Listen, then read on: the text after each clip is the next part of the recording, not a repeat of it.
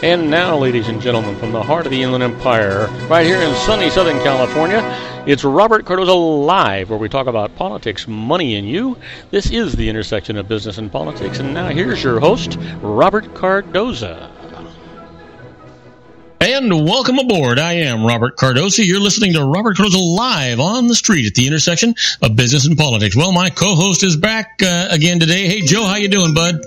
Good. How about you? Super. Well, let's see here. Somebody was calling in. We didn't want that person to call in, so I've got to get that thing turned off. There we go. Now, anyway, Joe, so we're all set for a great show again today, as we always have. We have one guest that you never talked to before, and that'll be David Garrett, right? No, I have not. It's been funny because I've been doing the shows every day for a couple weeks, but I'm always doing something on Friday. So for some reason, I've never met David Garrett. Well, today will be the day, right? Yeah. All right. So listen, on today's show, we're going to discuss what's in the news, new legislation, the IRS loses, and then we'll continue our segment with the tribute to the great late Paul Harvey and the rest of the story. Today's special segment, we'll have John Matthews and Joe Hakels and I will be doing our simulcast. We do that every Monday and Friday on the conservative politics issue. Today we're going to be probably talking about the Democratic Convention. And then later on after that, it'll be David Garrett, and he'll be here talking about current events and the law. And we'll find out what he did on his vacation. I know he was gone for a while, so that'll be really terrific. But first off, I want you to know that at 3:02 p.m. Pacific time, it's currently 99 degrees here in the heart of the Inland Empire in sunny Southern California. Well, that's down from 100 on its way to 70 degrees. That'll be kind of pleasant. But let's talk about the news, the 10 things that you need to know for Friday. We've encapsulated it so we can cover those things, then we'll get a little bit more in depth. This is your daily look at late-breaking news, upcoming events, and the stories that'll be talked about all day today and tomorrow.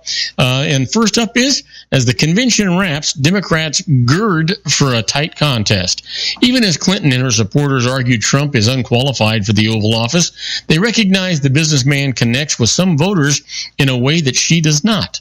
And Clinton's historic nomination causes little stir outside the United States. After all, dozens of female leaders have served across Europe, Africa, Asia, South America, and Australia, so nothing new to them. And the Pope's Mass in Poland draws hundreds of thousands.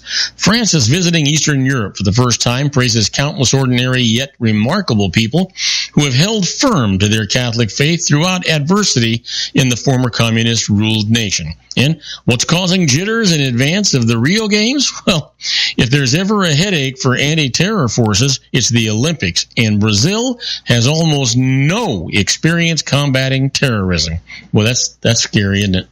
Yeah, it seems like there's just thing after thing happening to these Rio Olympics. Yeah, this is going to be crazy. Well, there's no betrayal for a man convicted in Chandra Levy slaying. Prosecutors say that they can no longer prove that their case in the 15-year-old killing of the Washington intern who was romantically linked with former Congressman Gary Condit. And why residents of battle-torn Aleppo say that they're staying put. Many are rejecting an offer of corridors to leave the besieged Syrian city, saying they can't trust the Assad regime's promises. And then experts try to explain surge into mass killings across the globe. One syndrome that could be surfacing is contagion, in which one attack rapidly inspires the imitation of other attacks. I think we're seeing a lot of that right now with the terrorism stuff, Joe. Not sure, huh? I think it is. We see a lot of copycat stuff. Yeah, we do see a lot of copycat stuff. And $536 million Mega Millions jackpot has been claimed. Someone has come forward in Indiana with the winning ticket for this month's huge jackpot. Officials say, but no details have emerged about the winner. You know, that's a smart thing. The winners need to talk to their attorneys and their financial counselors before they do anything with that, before everybody else tries to get into their pockets. In which underwater creatures exist has been confirmed. Well, scientists say genetic tests show that a mysterious unnamed species of a beaked whale, only rarely seen alive by Japanese fishermen, does indeed roam the northern Pacific. And then finally, college football abandons the plan to hold playoffs on New Year's Eve. The move, prompted by tumbling TV ratings, ensures the semifinal games will now be played either on a weekend or on a holiday. You know, the stories about, like, discovering new species in the ocean and that type of thing, Yeah. they just fascinate me. We've only explored, so little of the known ocean. And in my classroom, we actually did a debate between whether or not we should explore space or the ocean, and it was really kind of hard. It was really hard for us to decide this question.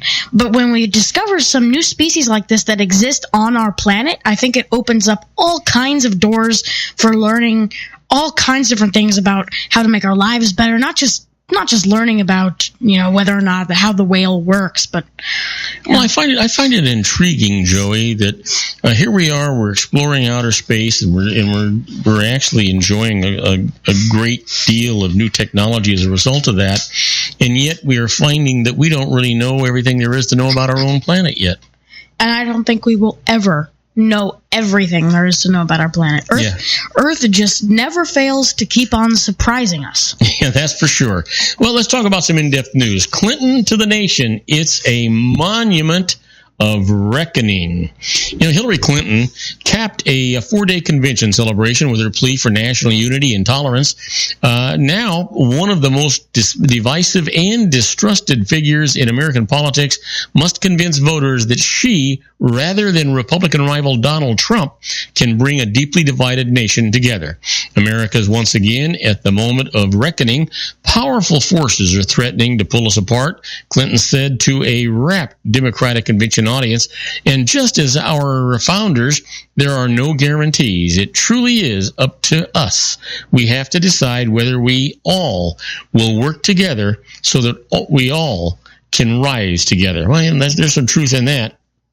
Problem is, the majority of the country doesn't like either candidate, and they're going to have to settle for one or the other. And Trump transition tests outsiders' governing ability.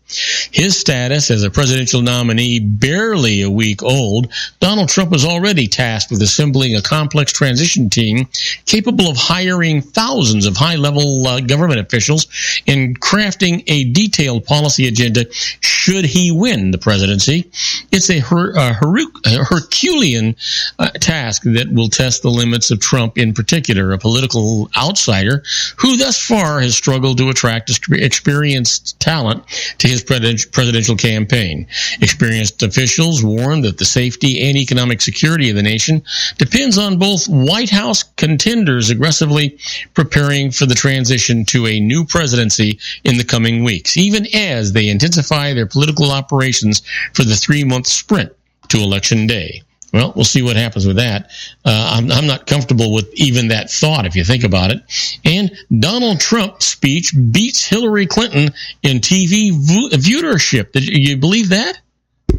I thought that the Democratic convention overall got more viewers, so... This is just in today on the Associated Press. Donald Trump's speech beats Hillary Clinton in TV viewership.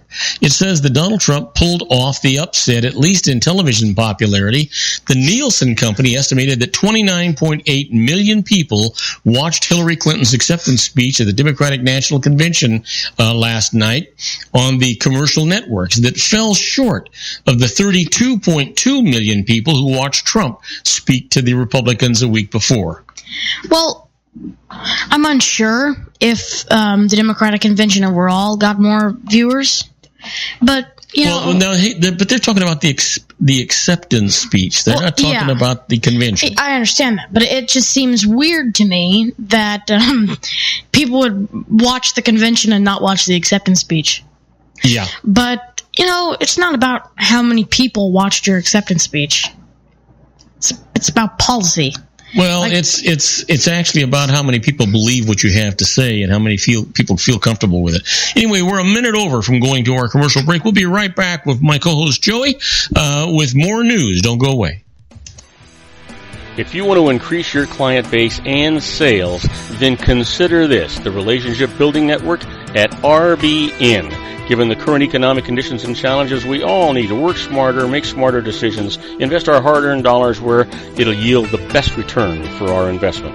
Many business professionals claim that the most effective networking group in Orange County is RBN. No other networking group or organization can offer what RBN offers. Make every year your best year. Join RBN and start reaping the benefits today. You know, nearly 3,000 businesses have joined RBN and experienced those benefits. Why join RBN? It's one group. It's one membership. It's no renewals. It's all through Orange County. RBN is a freestyle networking group. No mandatory attendance, no restrictions, no rules, and no penalties. Call them at 949-830-5776 or go to their website at rbninfo.com. That's 949-830-5776.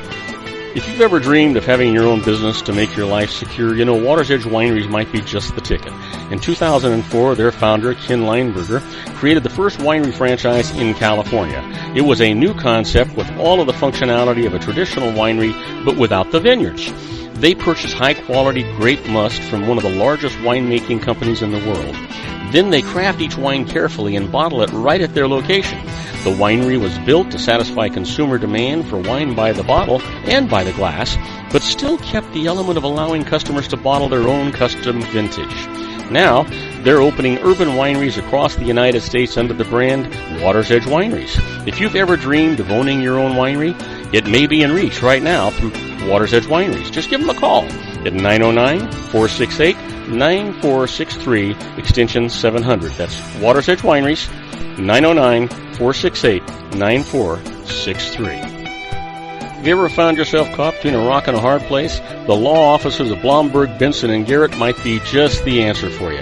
The attorneys of Blomberg, Benson, and Garrett have been serving the Inland Empire since 1989. They're dedicated to the aggressive litigation of civil, criminal, and real estate matters. Over the years, they have recovered tens of millions of dollars for their clients. The firm's practice specializes in litigation of personal injury, accident, slip and fall, real estate, and criminal law cases. The firm provides clients with the care, accuracy, and dedication of experienced attorneys. Blomberg, Benson, and Garrett is located at 10300 4th Street, Suite 150 in Rancho Cucamonga, California. They've been providing the Inland Empire residents with outstanding legal services for over 25 years.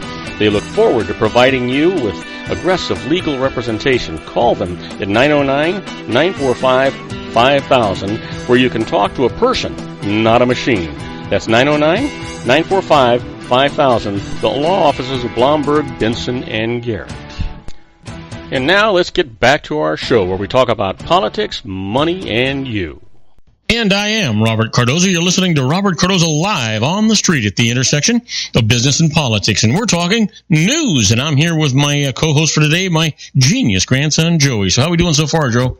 I think it's been great. Typical great day, right? Yeah, and it's a typical news day. Yeah, sure is. Well, you know what? Turkey's Erdogan slams the United States reaction to a failed coup. What else would they do, right? So here's the deal. Turkey's president slammed the United States today, claiming it was not standing firmly against a failed military coup and accused it of harboring the pilot's alleged mastermind as the government cracked down in the coup's aftermath, strained Turkey's ties with key allies. Turkey has demanded that the United States extradite Fethullah Gulen, a cleric living in self-imposed exile in Pennsylvania, whom it accuses of being behind the violent July 15th coup attempt that left more than 200 people dead.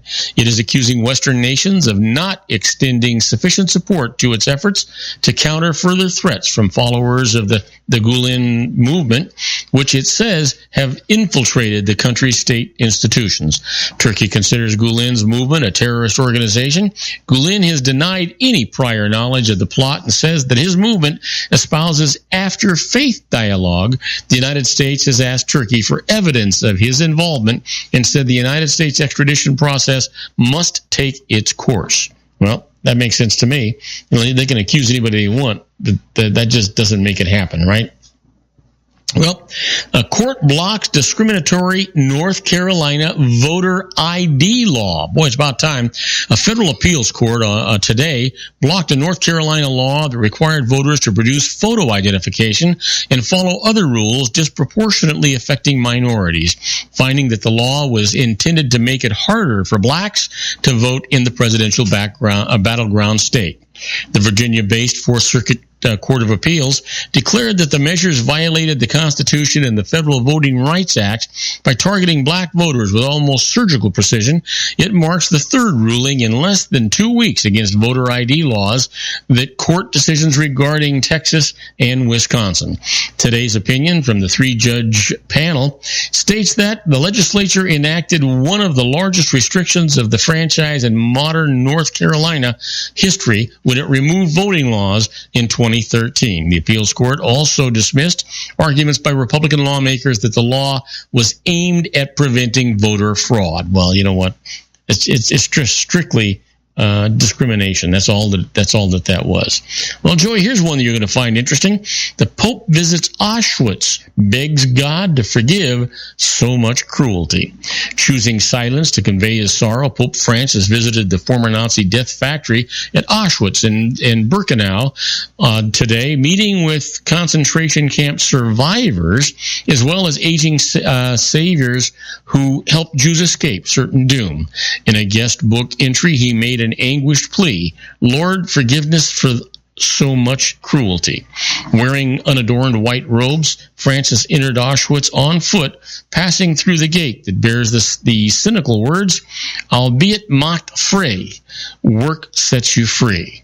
One by one, he greeted 11 survivors, among them 101-year-old Helena Dunitz-Nowinska, who played the violin in a death camp orchestra, and 2 other centenarians.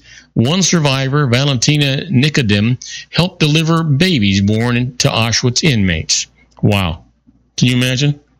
I can't hardly imagine there's any Auschwitz survivors left. I think that there are. Yeah. Well, there are. There's a number of them, obviously. It's just hard to believe that there are. It's just, amazing. What happened there, it's unthinkable. It's unthinkable and it's unspeakable. Yeah. But it's something we should never, ever, ever forget. Yeah. Well, 2 San Diego police officers are shot and one fatally during a stop. That happened just today, Joe. One San Diego police officer was killed and another was wounded in a shootout during a late-night stop to check out a person, authorities said. A suspect was wounded and taken into custody shortly after the gunfight, and police hours later surrounded a home as they searched for a man described as a possible accomplice. Police Chief Shelley Zimmerman identified the dead officer as Jonathan de Guzman, a 16-year veteran of the force who was married with 2 children. He suffered multiple gunshot wounds. Wow. Can you imagine? And then Officer Wade Irwin, 32 years old, underwent surgery after being shot and was expected to survive, Zimmerman said. His wife was at the hospital during the surgery. Both officers were wearing bulletproof vests and body cameras and quickly called for assistance from other officers, Zimmerman said. Police initially said that the shootout started following a traffic stop, but Zimmerman later clarified that the detectives were trying to determine whether it was a traffic stop or an attempt by the officers to check out a pedestrian.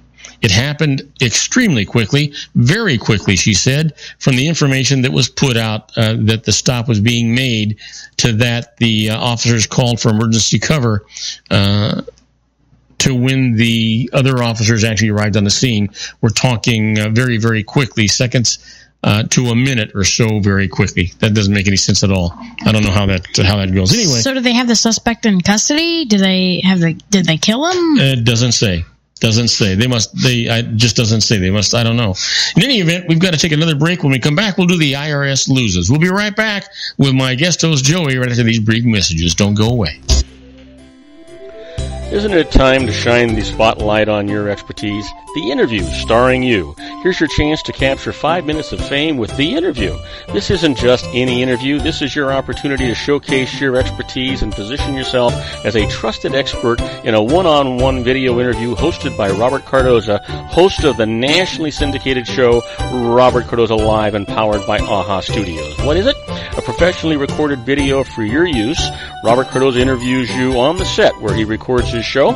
Professional interview showcases your expertise and value, shot in a state-of-the-art studio. And what's in it for you? Gain credibility as an expert, earn the trust of your target market, educate in a way that intrigues your audience, gain a powerful marketing tool that offers dozens of uses, website, video sharing sites, social media, email, DVDs, direct mail, lobby video, resumes, profile building, all that kind of stuff. Association with the nationally syndicated celebrity. That's right. And let's talk about AHA Studios. AHA is a strategic marketing firm that leverages the powerful and visual persuasion to help your business create powerful messages that connect with your target market. AHA ventures way beyond strategy, delivering the marketing collateral you need to start driving a new business through your doors. AHA has a full-service, in-house, state-of-the-art production studio to bring your messages to life using video. Discover how to make The Interview work for you. Call 949-831-2222. That's 949-831-2222. AHA Image Studios, Incorporated. Dr. Stephen Tidwell, Gentle Family Dentistry in a caring, personalized environment. Here at Dr. Tidwell's office, we are dedicated to helping you keep your teeth healthy. We are a state-of-the-art dental practice that still believes in traditional values, such as excellent customer service and individual attention.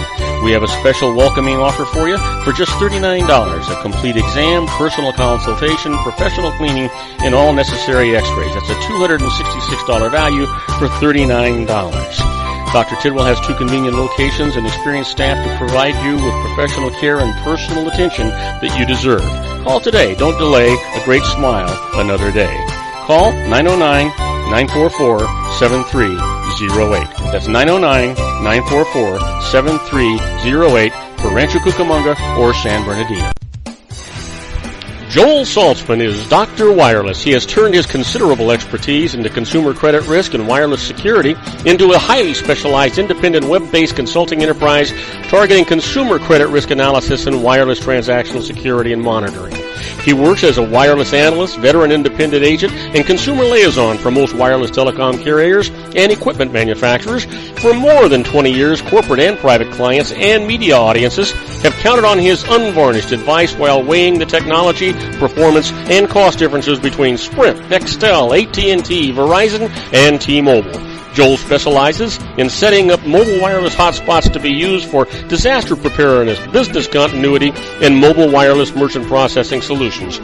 Call Dr. Wireless at 310-400-4900 or go to his webpage at drwireless.com. Again, call 310-400-4900 or his webpage at drwireless.com. You'll be glad you did. And now, back to our show.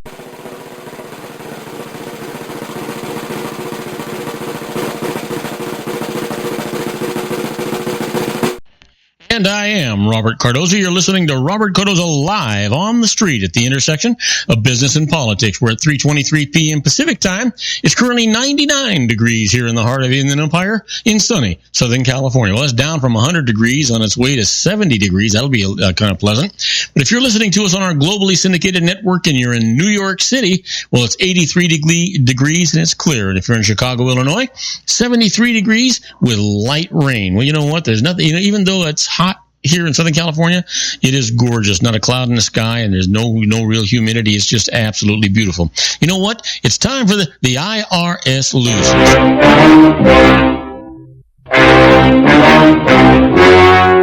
The story you are about to see is true. The names have been changed to protect the innocent.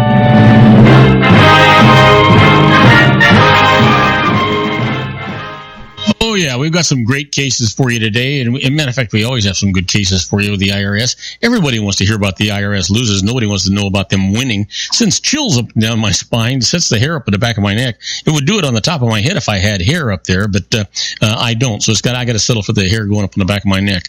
In any event, the first case that we have that the IRS loses is payment to a departing business owner is tax-free damages. Now, sounds okay, right? But listen to this. Charles Wright, a minority owner in a business or a company that he helped found, had a dispute with his fellow owners and left the firm, taking a large negotiated settlement.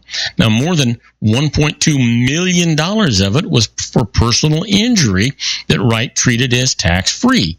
But the IRS said that this description was a tax ploy that never would have been sustained in a trial and taxed the funds anyway. So he went to court. This is what the judge actually said. Wright had suffered real emotional injury caused by his partners. His settlement was negotiated at arm's length, and it included large taxable payments for other items. All this indicates that the allocation to personal injury was made in good faith. So it's absolutely upheld, as it should be. The IRS just continues to try and get away with nasty stuff. It's just their way, I guess. How about this case? The IRS loses. Playing slots qualifies as a business. Now, this you're going to find interesting. Linda Myers had a full-time job, but also spent 40 hours a week playing casino slot machines, and she lost money and deducted her losses as a business expense. But the IRS denied her deduction, saying playing slots is not a business. So she went to tax court to get some justice here, and this is what the judge said. Myers spent full-time hours gambling, had a record of her activity through her casino card, had a system of watching machines to determine which were most likely to pay off, modified the system in light of results, and had hit enough jackpots to show that it was possible for her to have a profit. All this indicated that she had a profit motive, so her gambling was a business and her losses were deductible. You got to just love that kind of stuff. I know I do. It's just fantastic when that happens. Now, you've heard me talk about being a fly on the wall when the IRS is doing things. That's where we're at right now with this segment that we call Inside the IRS. It's just a little bit like the Twilight Zone.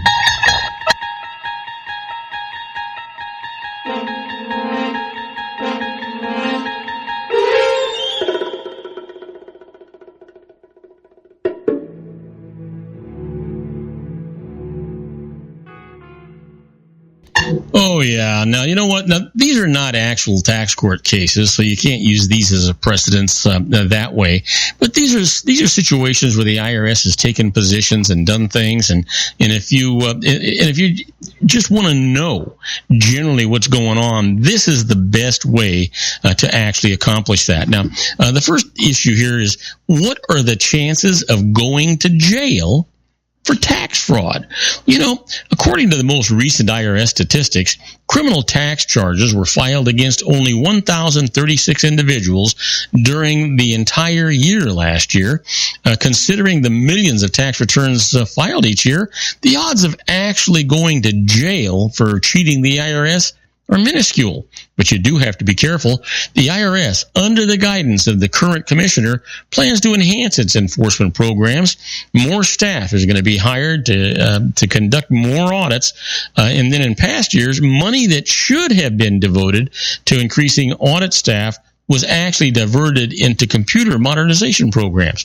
They want to try and get more matching programs, modernize their computers. You can guess why, right? So that you and I don't have as many loopholes and don't have any way to get past these things. They want to make sure that they catch everybody that's not playing straight and narrow. You know, the truth is everybody should pay their fair share of taxes, but, you know, not one god-awful penny more, because I think Congress has already demonstrated how prudently they can spend our tax money. Well, there is some good news from the IRS if you're a member of a limited liability company. An LLC is an entity created under state law. It's classified as a partnership for federal income tax purposes unless the members elect corporate tax treatment. Now, the owners of an LLC called members are generally not personally liable for the company's debt, just like shareholders of a corporation. Until recently, there was some confusion at the IRS as to whether members of an LLC could be held personally liable for unpaid payroll taxes. The IRS has issued revenue ruling, which concludes that if the members of an LLC are not liable for the debts of the LLC under state law, then they will not be personally liable for unpaid payroll taxes. But you better be careful here. If the LLC distributes cash or property to its members and owes the IRS payroll taxes, the IRS will go after the members personally, and you better know that that's going to happen, folks. Just know it, and they're going to go after you. That's just the way. That is just the way, and it's going to always happen. So, you just got to be careful when you're dealing with the IRS.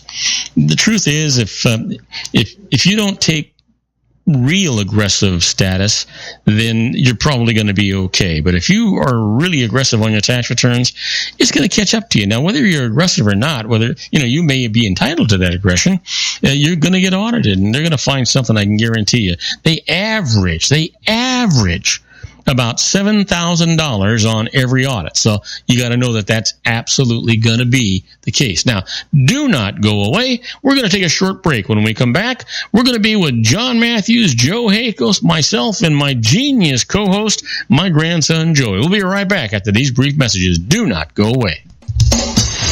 If you want to increase your client base and sales, then consider this, the Relationship Building Network at RBN. Given the current economic conditions and challenges, we all need to work smarter, make smarter decisions, invest our hard-earned dollars where it'll yield the best return for our investment.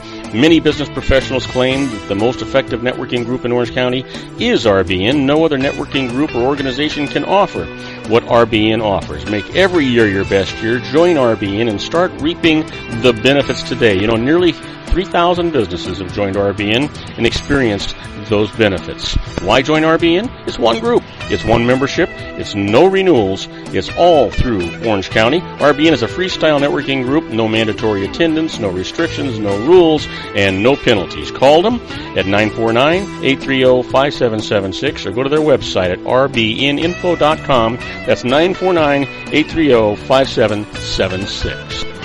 If you've ever dreamed of having your own business to make your life secure, Water's Edge Wineries might be just the ticket. In 2004, their founder, Ken Lineberger, created the first winery franchise in California. It was a new concept with all of the functionality of a traditional winery, but without the vineyards. They purchased high-quality grape must from one of the largest winemaking companies in the world. Then they craft each wine carefully and bottle it right at their location. The winery was built to satisfy consumer demand for wine by the bottle and by the glass, but still kept the element of allowing customers to bottle their own custom vintage. Now, they're opening urban wineries across the United States under the brand Water's Edge Wineries. If you've ever dreamed of owning your own winery, it may be in reach right now through Water's Edge Wineries. Just give them a call at 909-468-9463, extension 700. That's Water's Edge Wineries, 909-468-9463. Have you ever found yourself caught between a rock and a hard place? The law offices of Blomberg, Benson, and Garrett might be just the answer for you. The attorneys of Blomberg, Benson, and Garrett have been serving the Inland Empire since 1989. They're dedicated to the aggressive litigation of civil, criminal, and real estate matters. Over the years, they have recovered tens of millions of dollars for their clients. The firm's practice specializes in litigation of personal injury, accident, slip and fall, real estate, and criminal law cases. The firm provides clients with the care, accuracy, and dedication of experienced attorneys. Blomberg, Benson, and Garrett is located at 10300 4th Street, Suite 150 in Rancho Cucamonga, California. They've been providing the Inland Empire residents with outstanding legal services for over 25 years. They look forward to providing you with aggressive legal representation. Call them at 909-945-5000, where you can talk to a person, not a machine. That's 909-945-5000, the law offices of Blomberg, Benson, and Garrett. And now let's get back to our show where we talk about politics, money, and you.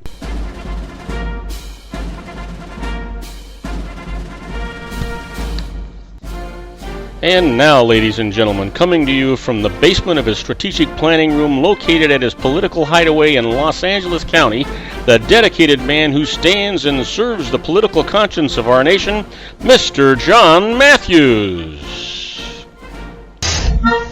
And I am Robert Cardoza. You're listening to Robert Cardoza Live on the street at the intersection of business and politics. Well, we're waiting for John Matthews and Joe Hakos to do our simulcast. I want you to know that at 3:34 p.m. Pacific time, it's still 99 degrees outside, down from 100 degrees here in the heart of the Inland Empire in sunny Southern California.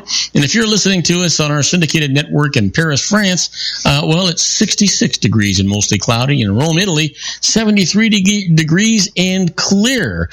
Well, Joe, we ought to be having a really great time with John. He'll be calling any second now, talking about probably last night's convention speeches and stuff, or maybe this week's convention.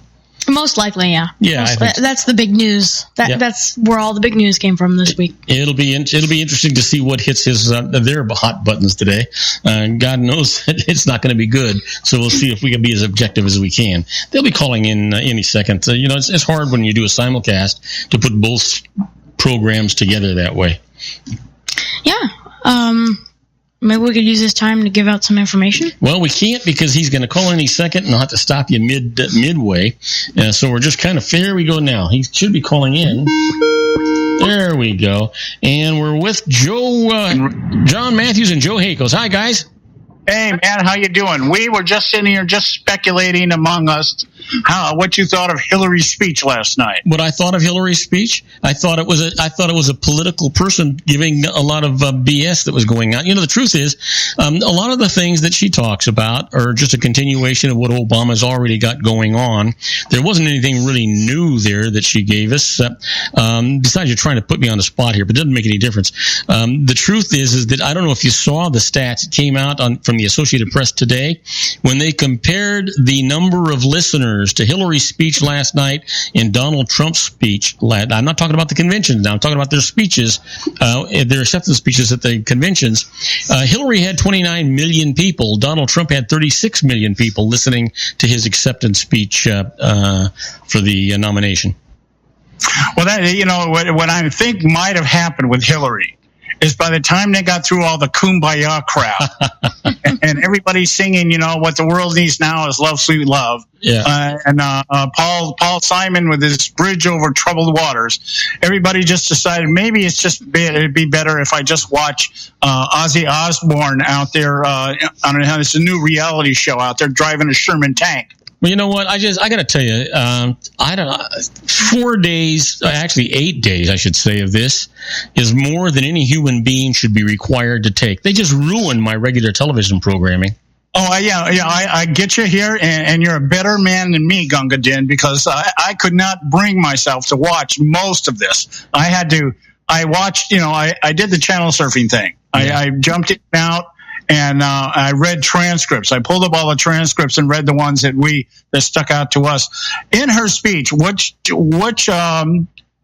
guess I want to ask you what was more BS than the rest of it? I mean, what stuck out to you? Well, there's no question what they were trying to do. They were trying to humanize this machine, is what they were really trying to do.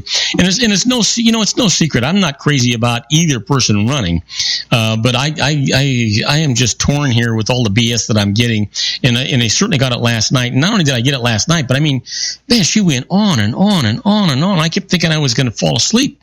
It was like an hour or something. Over an hour or something, Joey. Anyway, it turns out that everything that she mentioned, John, because I was looking it up, everything she mentioned that she was going to do is already being done. And whether it's being effective or not, that's something else. But she's not offering anything new.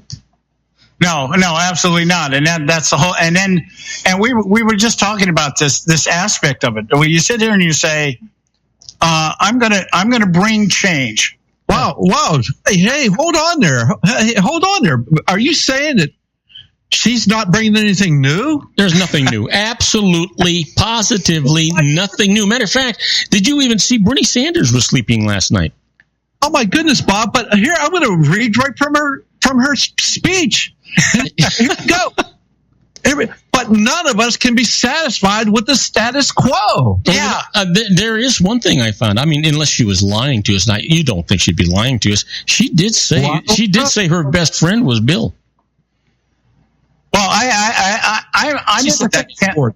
I'm in the same camp with you, Bob. In this, I'm sitting here thinking myself as I'm going over the transcripts today, and I did catch some of her speech, and I guess that's why I kept changing the channel, because I turned it to the channel and say, okay, I wonder what she's saying now, and it was like, did somebody just kind of freeze frame this thing, and then as soon as I turned back, I just hit the button and it's playing the same thing over again? Yeah. It's like everything that came out of her mouth was just and this was the general message of the entire convention, actually.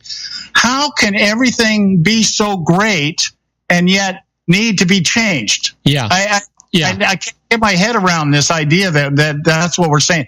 And you know what else upset me, John? You know, they have this thing where they have this video introduction kind of deal going on. So they had this video all about Hillary Clinton and all of her accolades and all the things going on. And then when that's off and she gets on stage, I've got to hear all that BS all over again, her saying the same thing all over again. Yeah. Well, it was just okay. Just the regurgitation of this whole idea that Barack Obama and Joe Biden have just done one hell of a job saving this country from the greatest recession since the Great Depression, and then turn right around. And even Barack Obama, I mean, his speech was all about him. I think somebody counted, he mentioned himself again 45 times during his speech. And Vox. Yeah, but John, how many times have you said that a vote for Hillary Clinton was a vote for another term for Obama? Isn't that exactly what's happening here? Exactly what you said at the very beginning. And that is that he has to get her elected in order to continue his legacy. There was an article that came out in Vox, and not Fox News, it was Vox with a V, and one of my favorite liberal mags. And they were talking about how Obama, why Obama gave the speech he did. And I was really surprised for as progressive as these guys are and how much they defend Obama. They were saying basically it comes down to one or two things. Obama has to protect his legacy. And if Hillary wins, his legacy is protected. If she loses, Obama goes down in the history books as one of the greatest failures because everything will be turned over on top of his head. Yeah. And I thought, that may or may not be true in the pure sense of the word, but it sure is going to be damn close. Yeah.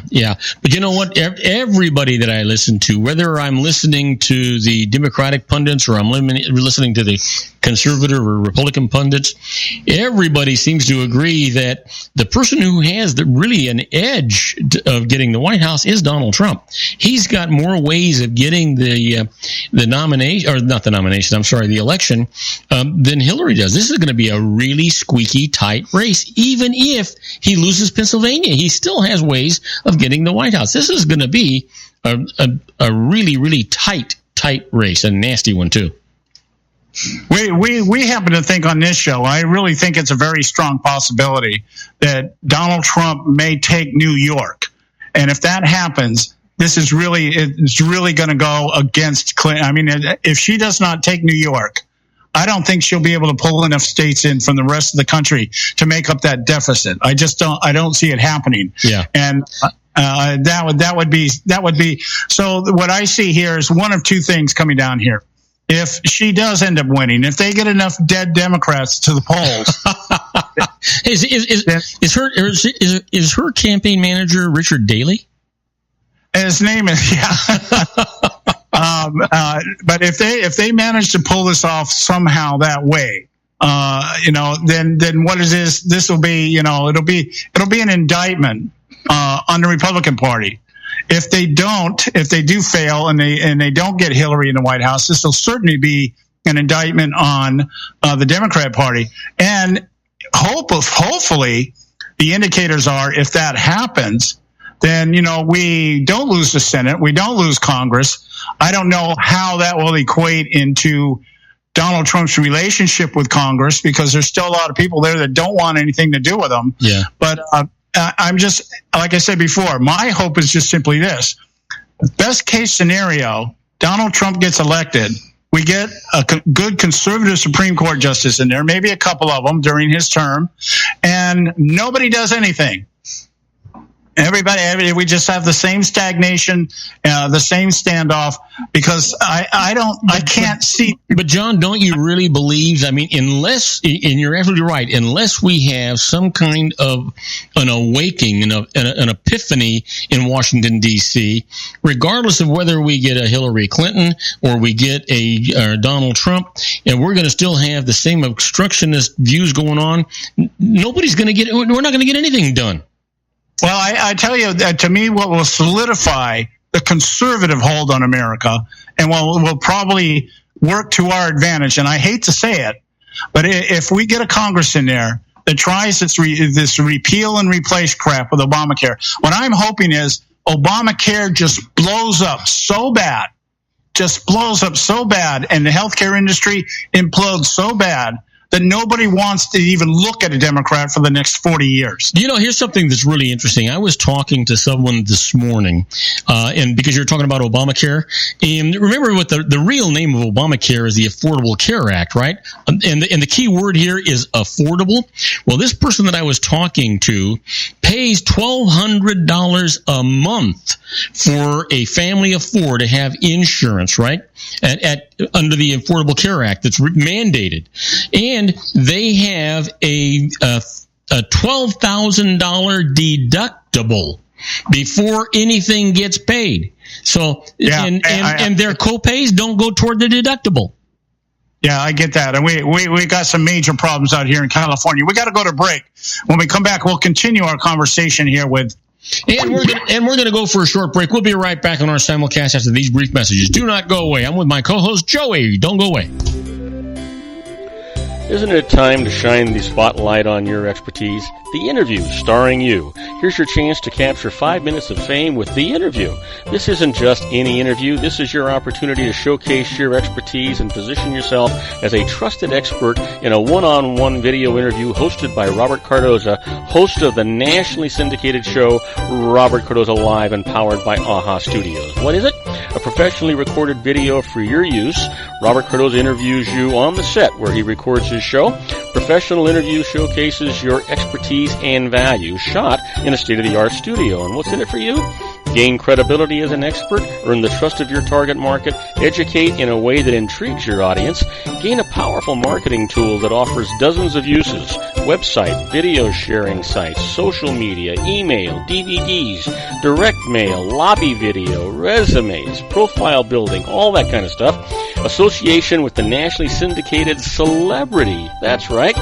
And let's talk about AHA Studios. AHA is a strategic marketing firm that leverages the powerful and visual persuasion to help your business create powerful messages that connect with your target market. AHA ventures way beyond strategy, delivering the marketing collateral you need to start driving a new business through your doors. AHA has a full-service, in-house, state-of-the-art production studio to bring your messages to life using video. Discover how to make The Interview work for you. Call 949-831-2222. That's 949-831-2222. AHA Image Studios Incorporated. And I am Robert Cardoza. You're listening to Robert Cardoza Live on the street at the intersection of business and politics. We're at 3:47 p.m. Pacific time. It's still 99 degrees here in the heart of the Inland Empire in sunny Southern California. And if you're listening to us on our globally syndicated network and you're in London, England, it's 68 degrees with scattered clouds. And in Vienna, Austria, it is 72 degrees and it is clear. So that's the good news on the weather. Joe, how are we doing so far on the show? I think it's been a good show. Always. I think it's been a good show as always also. So anyway, we're waiting for John and Joe to come back at us. There they are right now.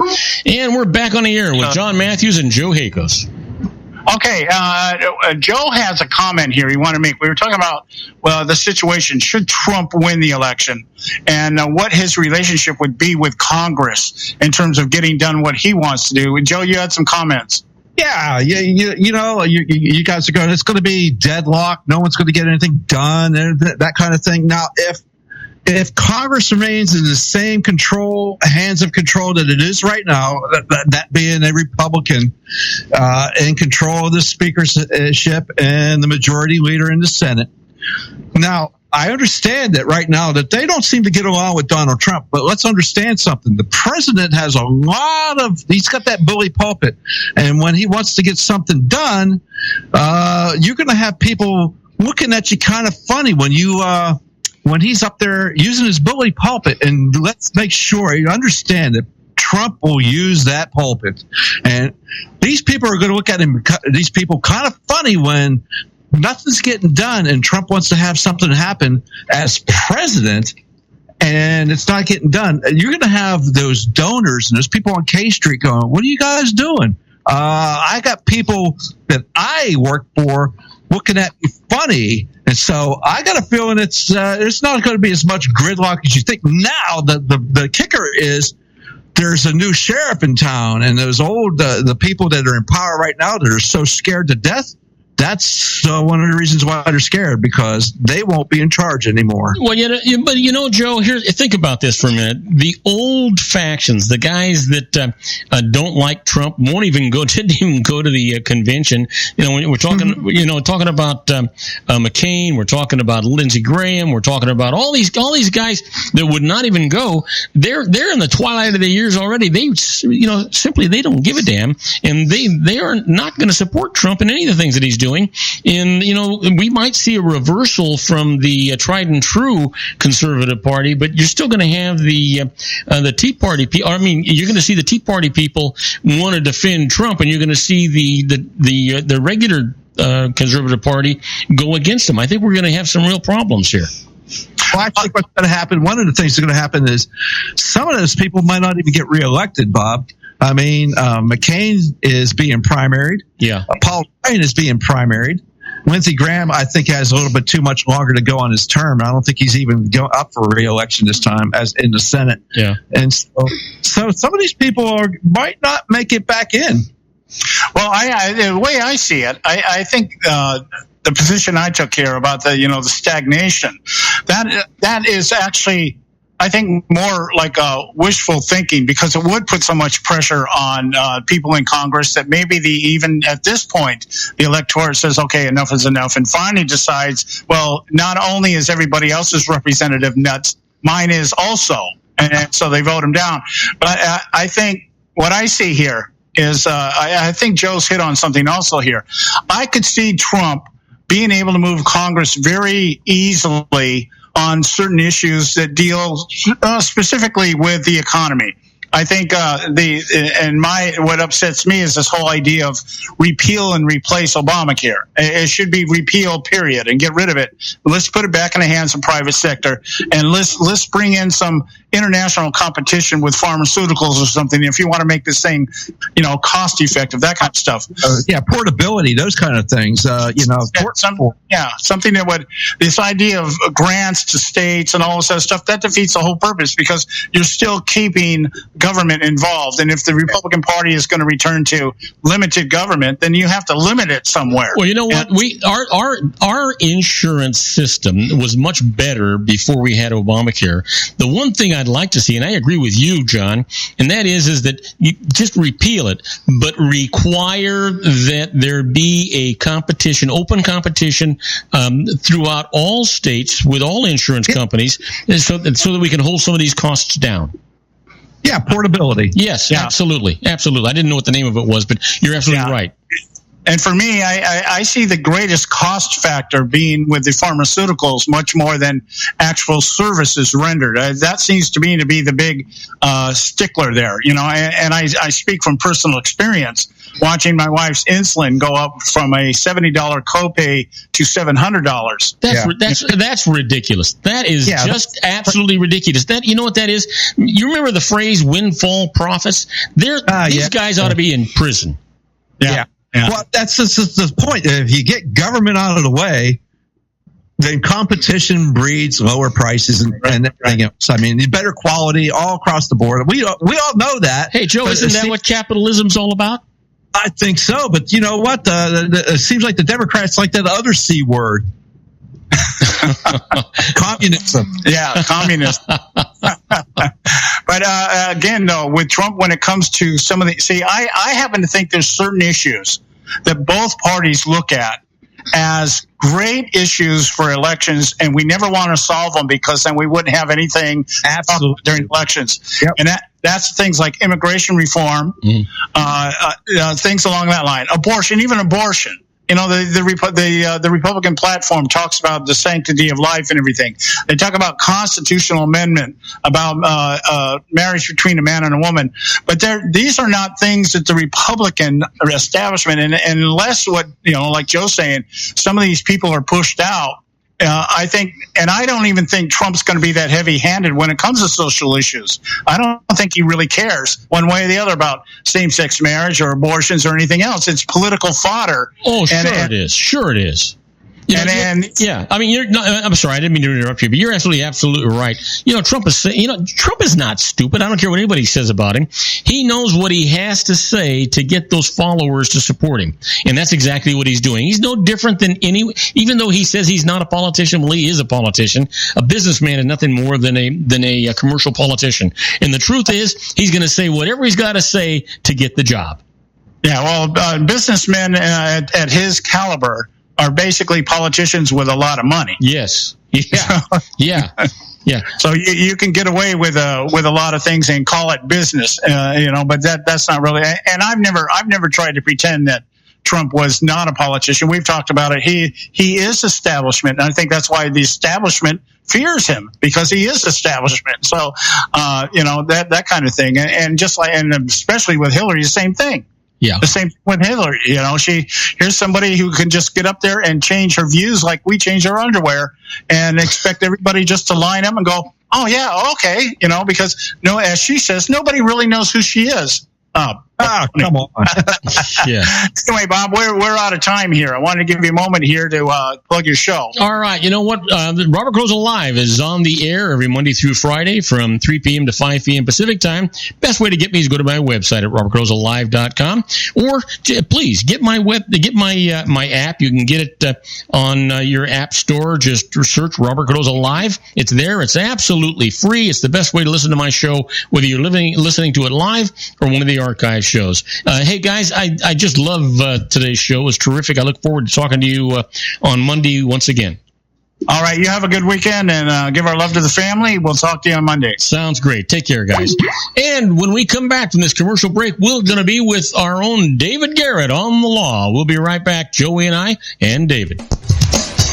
If you want to increase your client base and sales, then consider this, the Relationship Building Network at RBN. Given the current economic conditions and challenges, we all need to work smarter, make smarter decisions, invest our hard-earned dollars where it'll yield the best return for our investment. Many business professionals claim that the most effective networking group in Orange County is RBN. No other networking group or organization can offer what RBN offers. Make every year your best year. Join RBN and start reaping the benefits today. Nearly 3,000 businesses have joined RBN and experienced those benefits. Why join RBN? It's one group. It's one membership. It's no renewals. It's all through Orange County. RBN is a freestyle networking group. No mandatory attendance, no restrictions, no rules, and no penalties. Call them at 949-830-5776 or go to their website at rbninfo.com. That's 949-830-5776. If you've ever dreamed of having your own business to make your life secure, Water's Edge Wineries might be just the ticket. In 2004, their founder, Ken Lineberger, created the first winery franchise in California. It was a new concept with all of the functionality of a traditional winery, but without the vineyards. They purchased high-quality grape must from one of the largest winemaking companies in the world. Then they craft each wine carefully and bottle it right at their location. The winery was built to satisfy consumer demand for wine by the bottle and by the glass, but still kept the element of allowing customers to bottle their own custom vintage.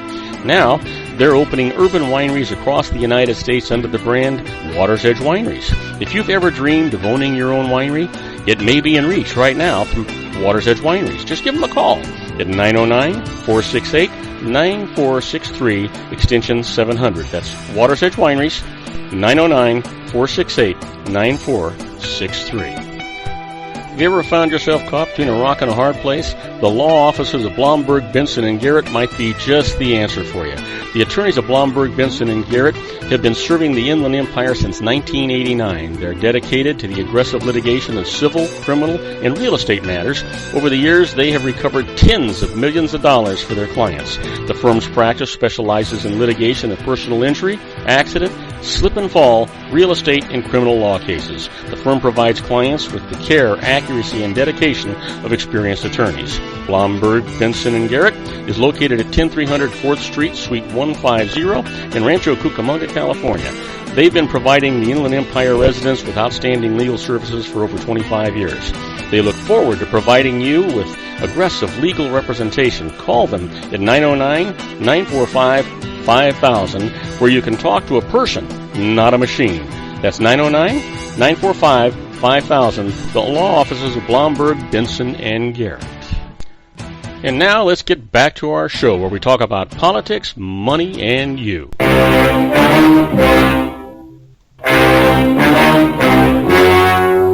story you are about to see is true. The names have been changed to protect the innocent.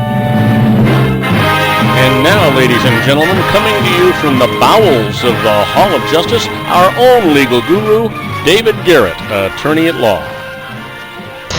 And I am Robert Cardoza. You're listening to Robert Cardoza Live on the street at the intersection of business and politics. I'm here with my co-host, my genius grandson, Joey. Joey, how's the show going so far? I think the show's going great. It's about to get better because my good buddy David Garrett is on the line, and he's going to talk to us about current events and the law or whatever he wants to talk about. I want to hear a little bit about his vacation. Hey, David, you out there? I'm here. How you doing? I'm doing terrific. Are you home safe and sound? Yeah, I made it home. Well, that's a good thing. That's a good thing. How'd the vacation go? Oh, the vacation was great. We were up there in the Idaho, Montana area, and it's kind of rural up there, so we went all over the place. Rode ATVs, and you didn't go fishing, did you, David? I actually didn't go fishing. I don't believe that for 1 minute. I was thinking about it. So I'm guessing I know what you're going to be doing tomorrow. I'm planning on it this weekend. I think I'm going to go Sunday. Okay, so that's terrific. You sound all rested. So have you been back to work, or is this you still off until Monday? No, that's the end of my first week. There's an ATV club up there called High Mountain ATV, and they put on this jamboree where they get people all over the place coming in. And we had people all the way from Georgia coming up there to ride. Wow. It was a pretty big deal. I'll tell you, it's more tiring riding an ATV than you'd think it'd be. Is it sand dunes or I mean, is it like going to the beach to the sand dunes that you're doing this? No, it's more mountain riding. Oh. In and out of the pines and, up and down things where mountain goats ought to go. So, wait a minute now. You still sporting that goatee, that beard and everything? Oh, yeah. Yeah, I got that. Anybody mistake you for a mountain goat? I was a bit concerned, so I wore orange. Well, hopefully nobody got hurt. No, it actually went really well. It's quite a little show they put on up there. Oh, that sounds great. Hey, so listen, have you been following the conventions? I've been following them a little bit, yeah. It's one of the things that I wanted to ask you about, and you may not actually, because I don't think it's part of criminal law, but basically you're licensed in all kinds of law. But here's the thing: there's this song, Joey. What is the name of that song where these guys are plagiarizing all of this music and putting it on their campaigns? Well, we saw it on John Oliver. You know what? There were all of these artists that wrote all of these hit songs, David, and these both the Clinton campaign and the Trump campaign are usurping these songs, inserting them in their ads, inserting them in their conventions, and never got permission and never got licensed to do it. So what I was going to ask you, and then these artists came out with this song complaining about it, but what I was going to ask you was, do you know what are the ramifications? I mean, so all of a sudden the writer of a song says, "Hey, you used my song and you didn't have permission. Oops, I'm sorry, won't do it again." Are they off the hook? I think they probably are. I don't know a ton about the copyright laws, but I think there's a fair use for non-commercial use kind of deal that would probably get them around it. Well, yeah, but that is commercial. If you think about, they're using those songs to stimulate audiences to get votes to put them in the White House.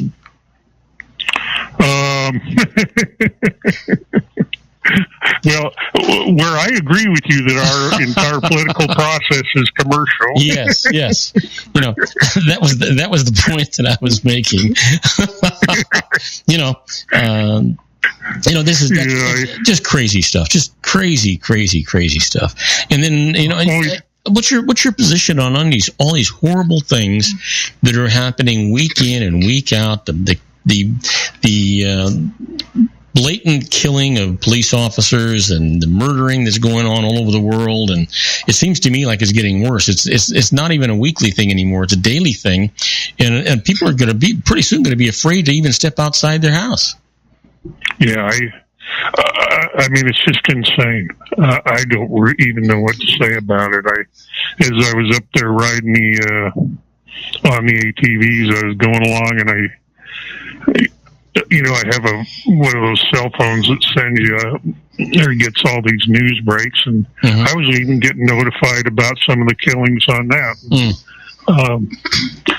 I don't know what the answer is to this.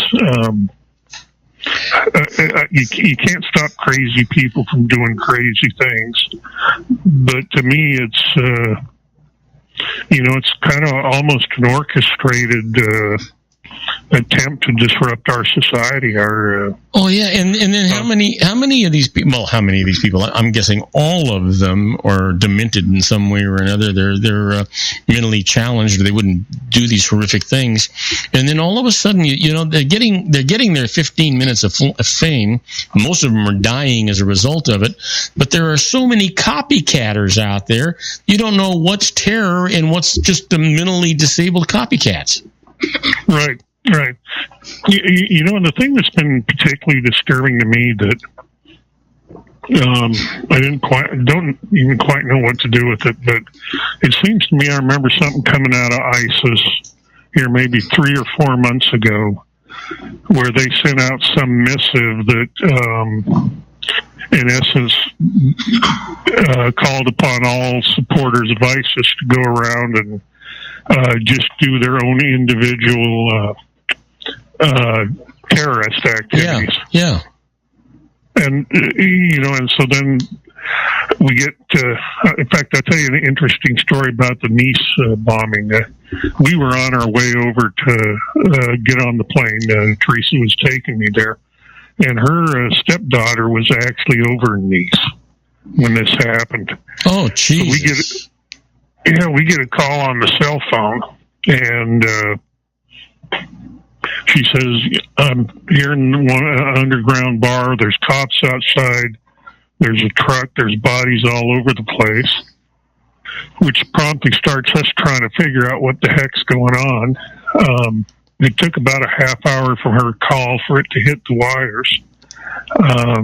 Fortunately, she was okay, and all the other students in her little group that went over there were okay, but it was a pretty scary time. And then it seems to me I heard something saying that from the prosecutors that said there wasn't a direct tie to ISIS, or they didn't feel this was an ISIS sponsored event. It was just some guy going nuts. Well, yeah, but I thought, but didn't later on, didn't they find that there was a tie to ISIS and that he had actually, he had all kinds of stuff going on. I thought that was tied to ISIS. It could have been. I'm just catching bits and pieces as I'm out there playing, but I think the point that has me a little concerned is you now got the ISIS thing calling on people to act individually. Yeah, independent. And independent, just go do your own thing. And unless we find, some sort of money trail or something, it seems like there's the idea that we don't want to directly tie it as an ISIS-sponsored activity. And I don't know how you reconcile those two things. Well, I don't either. The only good news that comes out of all of this, if there's any such thing as good news, are that the perpetrators all seem to be dying. Yes. It's just all the individuals that get killed along the way. I don't know if you actually saw the video or of that truck going through Nice. That was the most horrific sight. All of them, they're on Bastille Day, and they're all celebrating. There's fireworks going on, just like it was the 4th of July. They've stopped all traffic on the roads because they're just jam-packed with crowds of people. And then all of a sudden, this huge truck goes plowing through them. And then when you saw the bodies just strewn all over the road, it was just heartbreaking and sickening. Oh, it is, yeah. Yeah, I did see some of that video, and the scariest thing about that is it just shows you don't have to have an instrument of war to cause considerable damage. Yeah, so you know what? Here's the deal. In France, even though they've had problems with weapons as well, but the truth is, that guy was actually shooting from his truck as well. He was shooting down officers and shooting down people as he was driving by and mowing them down. But you're right. It does make the point. They don't need to have a gun if they got a truck or they got a car or they got a pressure cooker. They don't really need to have a gun. There's just no way to stop all this stuff. So, we have all this controversy going on over the Second Amendment and the right to bear arms, and I mean, there's a lot of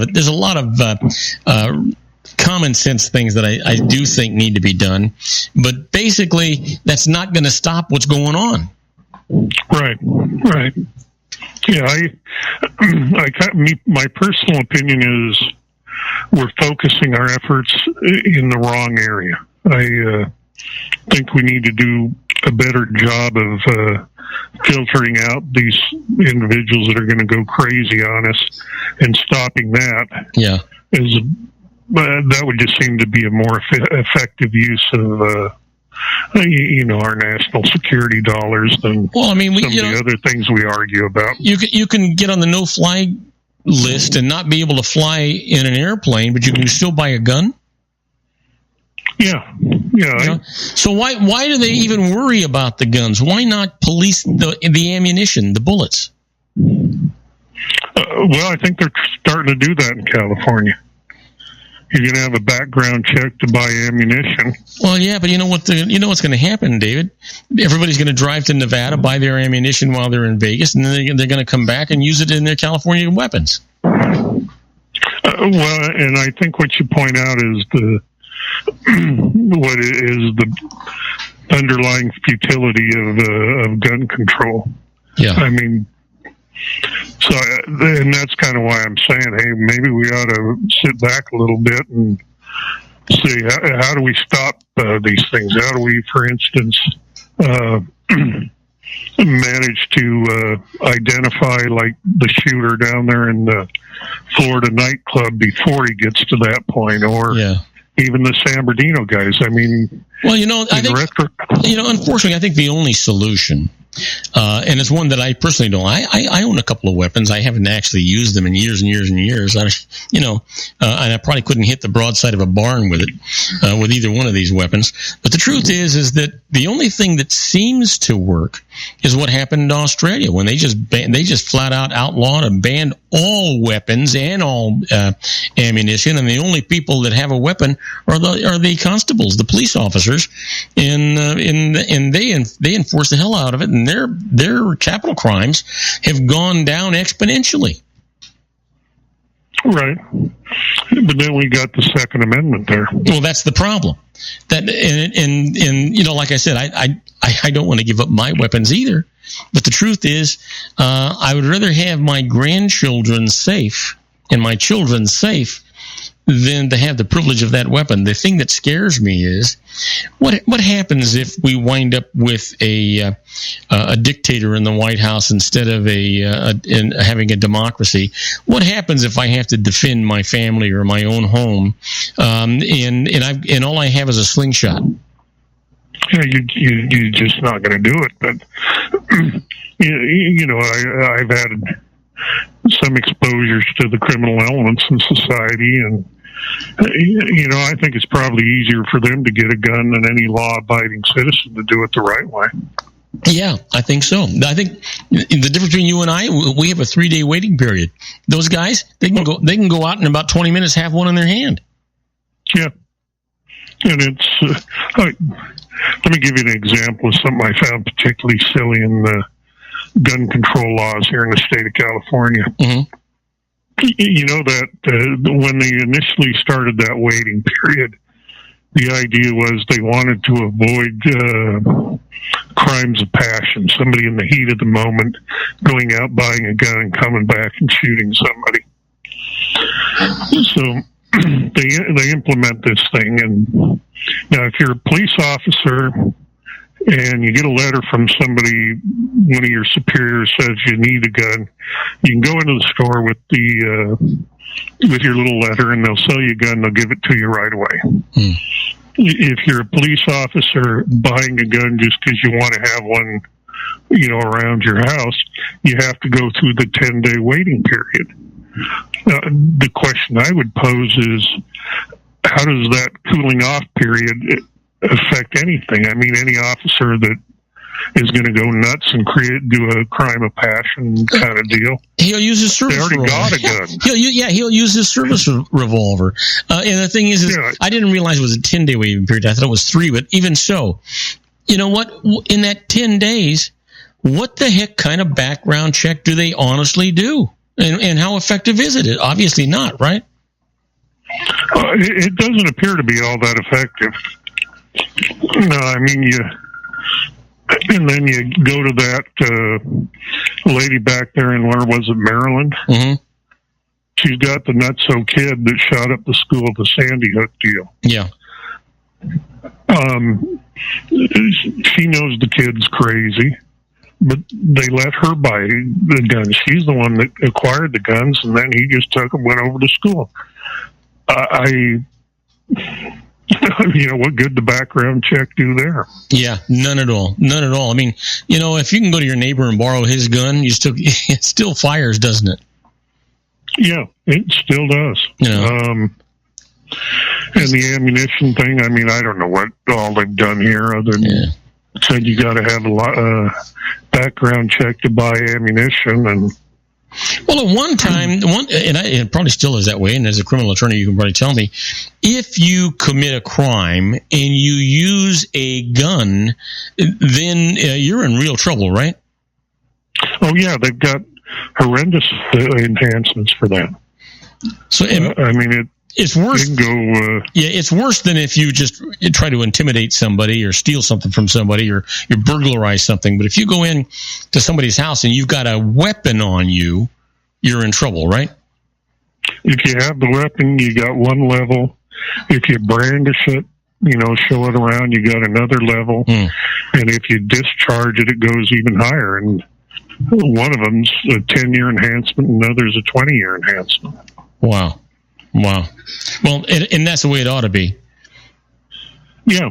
But it's how many felons do you think, percentage-wise, are actually caught? Oh, boy, I couldn't even begin to think. Would it be a small percentage? I mean, even though our prisons are full, would it be a small percentage? My impression has been that in the, most of the drug crimes, A lot of times it's the stupid ones that get caught. Not necessarily, or they get tied up with somebody doing something silly down the road that's actually dumb that leads to them being identified. I think the crimes of violence probably have a lot higher percentage of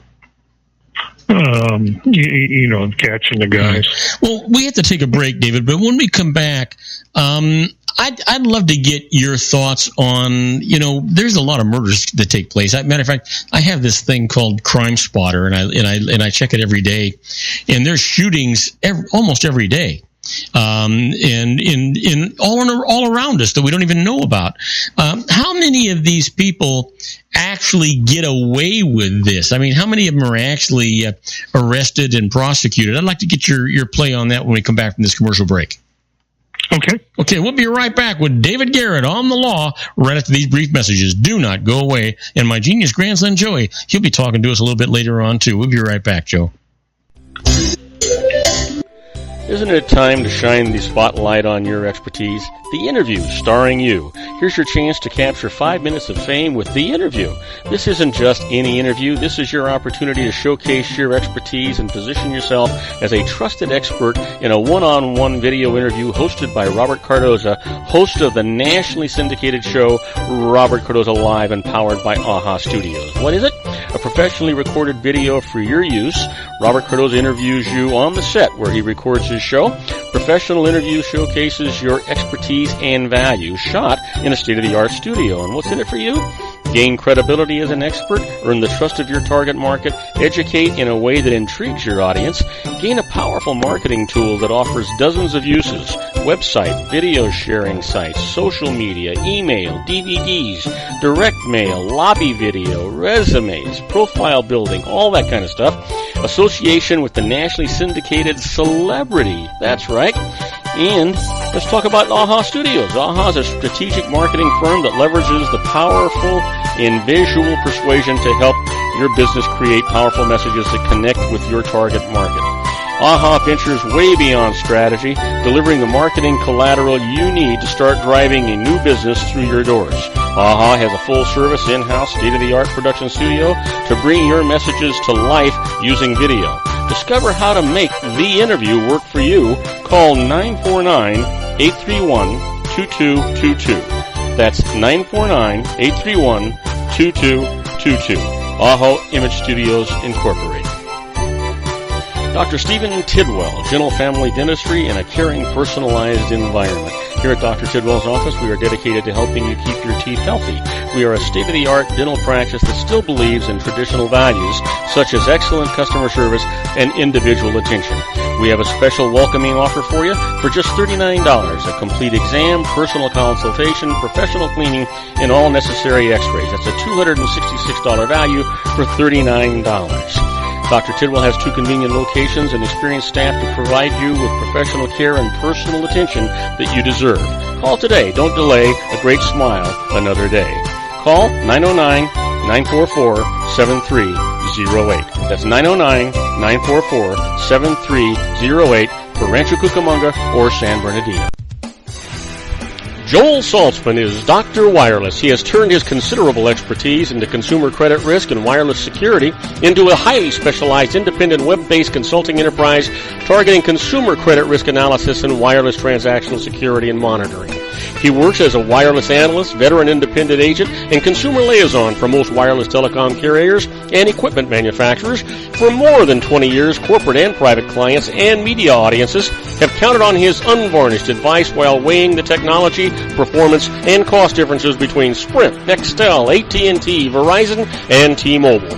Joel specializes in setting up mobile wireless hotspots to be used for disaster preparedness, business continuity, and mobile wireless merchant processing solutions.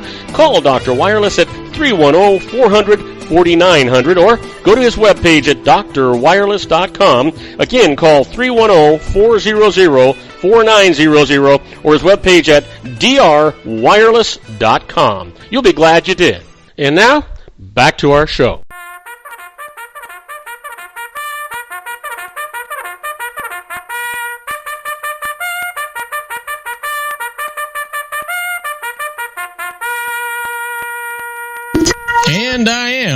Cardoza. You're listening to Robert Cardoza live on the street at the intersection of business and politics. We're at 4:23 p.m. Pacific time. Finally going down. It's 98 degrees here in the heart of the Inland Empire in sunny Southern California. That's down from 100 degrees on its way to 73 degrees. They've kind of raised that up a little bit. If you're listening to us on our syndicated global network and you're in Tokyo, Japan, well, it's 83 degrees. And if you're in Sydney, Australia, it's 52 degrees and partly cloudy. And if you are listening to our show right now, we're talking to our own legal guru, David Garrett. Hey, David, you've got the microphone, buddy. Yeah.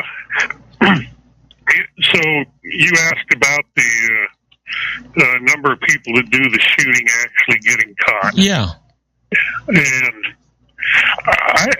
I just have a feeling no statistics to rely on, but I believe it's a relatively high percentage. Oh, really? Yeah, I do. Let me make a distinction there. I think those that shoot and injure somebody is pretty high percentage. But those that just do something idiotic with a gun, no target, they're not trying to harm anybody, it's probably a fairly low percentage. And, at one time I was talking to some officers out in Orange County, and we were talking about the nonsense going out on 4th of July. And they were telling me that they'd get up on the roof of where the station was, the parking area, and listen, and it'd sound like a war zone from all the guns being shot into the sky. Oh, wow. So those guys, I don't think they're catching. But I think in the crimes where an individual is hurt, I think it's a pretty high percentage. Well, that's good. That's actually good to know. That's good news. Yeah. So I got a case here that I think your grandson's going to enjoy. Oh, hang on a second. Hey, Joe, he's talking to you. Okay. He was sneaking around the corner. He's getting a little antsy. Just listen. Okay, he's on now. Yeah. Oh, okay. Oh, very good. So this case comes out of Albuquerque, and there's this boy that is participating in gym class, and he's participating in gym class. He decides that he ought to be the class clown, and all he would do is sit and burp all the way through gym class. What? So he'd burp, the other kids would laugh, and it just completely made a mess of gym class. Now, the teacher gets upset about this for a little bit, sends the kid outside the gym and says, hey, you stay out there and leave the rest of us alone. Kid's not smart enough to do that. He opens the door. He would open the door, burp, start laughing, and then close the door. This goes on for a little bit of time, and finally the teacher gets fed up with it and calls the school police officer. So this officer comes and grabs the kid, takes him to the principal's office, tells him what he's doing, goes from the administrative office out to the patrol unit, locks the kid in handcuffs, and takes him to juvenile hall. So he goes to juvenile hall for burping in class? That seems a little bit over. Yeah, that seems. Go ahead, Dave. Seems a little bit over the top, doesn't it? Yeah. Well, the parents thought so too. But there's a law in New Mexico that says it's a crime to willfully interfere with the educational process of any public school by committing, threatening to commit, or inciting others to commit any act which would disrupt, impair, interfere with, or obstruct the lawful mission, processes, procedures, or functions of a school. So he gets hit with this. The parents are upset, saying, why didn't we pick something else? And they file a lawsuit against the school district. Well, they found, in essence, that the officer was within his rights to take the kid to juvenile hall. And the school had immunity. They couldn't do anything about it because apparently burping in class is a violation of this particular ordinance. And the only lesson to be learned from this is if you're in New Mexico, don't repeatedly burp in class. That's crazy. But hey, let me ask you, how old a kid was this? And do the teachers not have any authority in the classroom?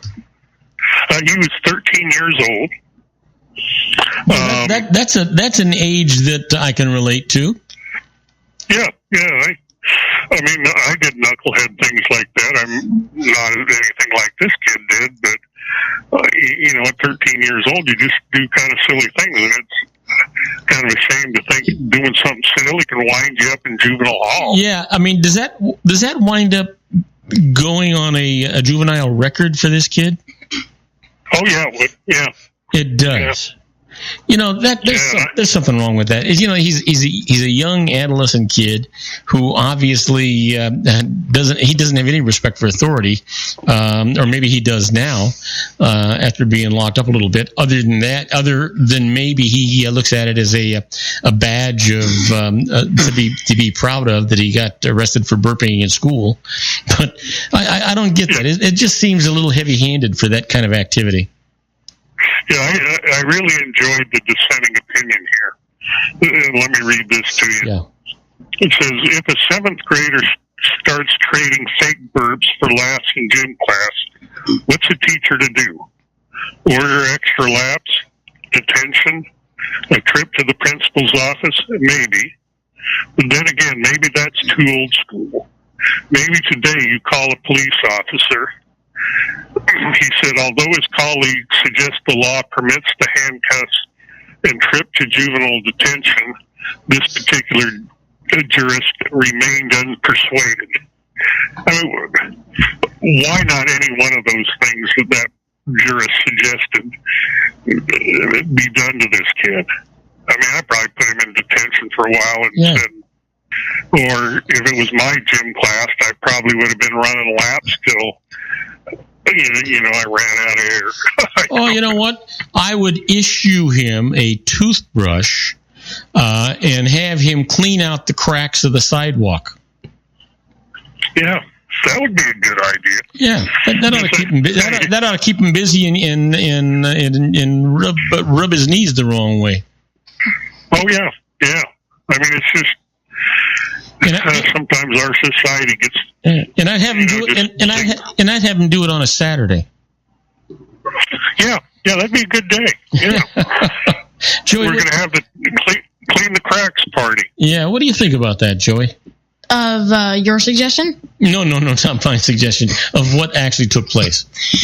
I think that was over the top. Taking him to juvenile hall. I don't think necessarily that maybe since all the kids were laughing that extra laps should be ordered.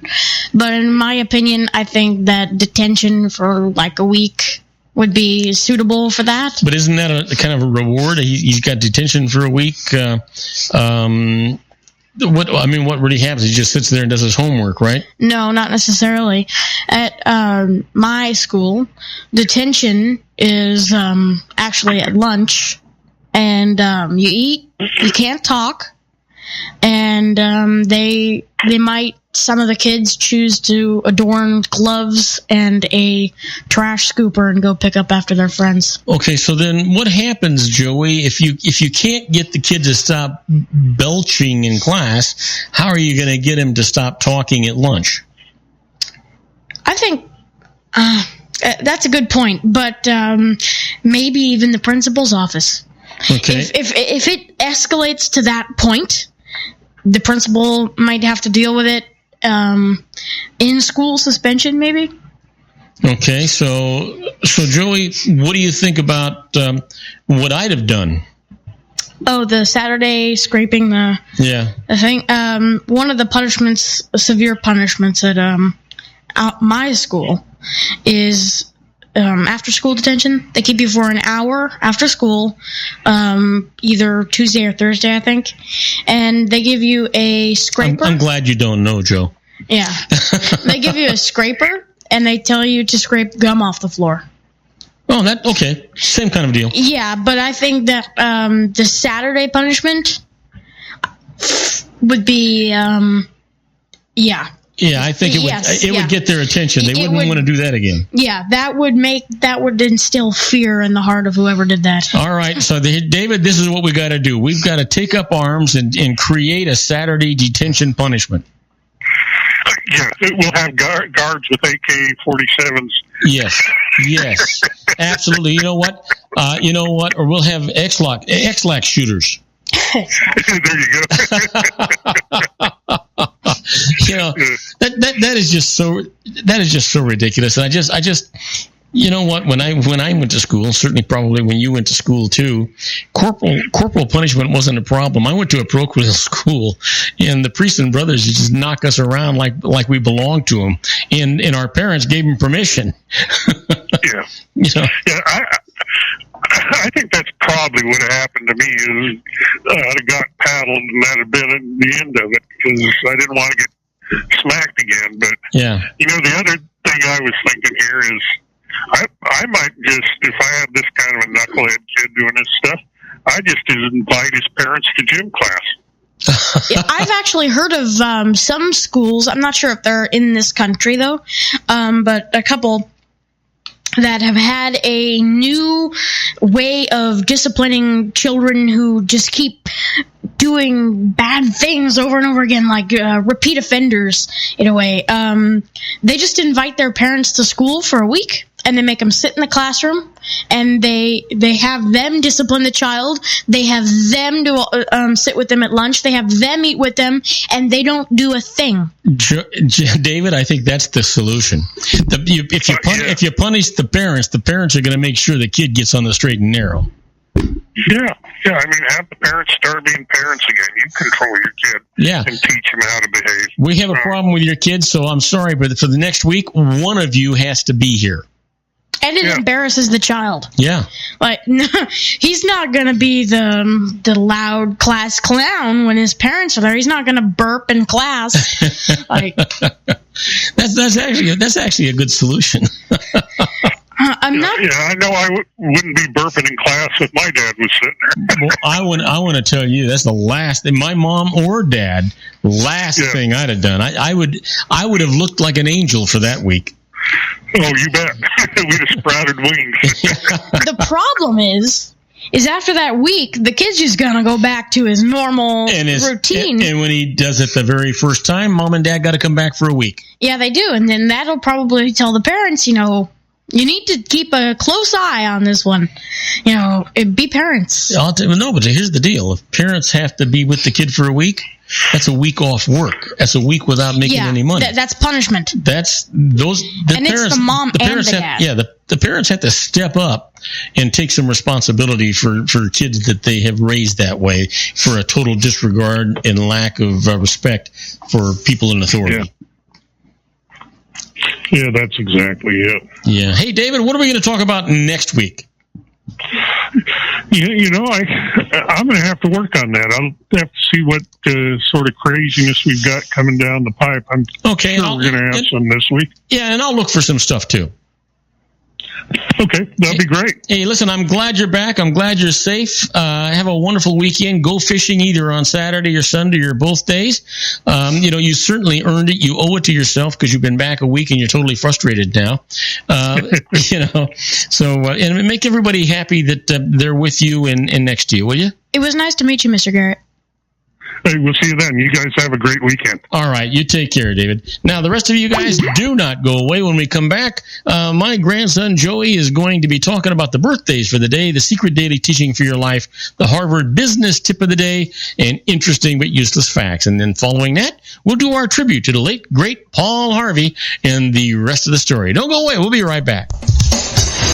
If you want to increase your client base and sales, then consider this. The Relationship Building Network at RBN. Given the current economic conditions and challenges, we all need to work smarter, make smarter decisions, invest our hard-earned dollars where it'll yield the best return for our investment.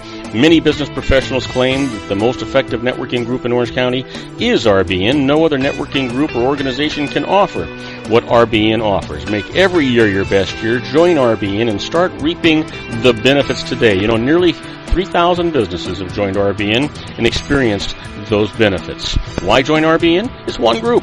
It's one membership. It's no renewals. It's all through Orange County. RBN is a freestyle networking group. No mandatory attendance, no restrictions, no rules, and no penalties. Call them at 949-830-5776 or go to their website at rbninfo.com. That's 949-830-5776. If you've ever dreamed of having your own business to make your life secure, Water's Edge Wineries might be just the ticket. In 2004, their founder, Ken Leinberger, created the first winery franchise in California. It was a new concept with all of the functionality of a traditional winery, but without the vineyards. They purchased high-quality grape must from one of the largest winemaking companies in the world.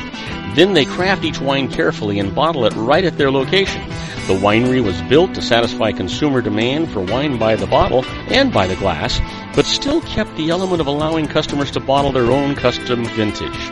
Now, they're opening urban wineries across the United States under the brand Water's Edge Wineries. If you've ever dreamed of owning your own winery, it may be in reach right now through Water's Edge Wineries. Just give them a call at 909-468-9463, extension 700. That's Water's Edge Wineries, 909-468-9463.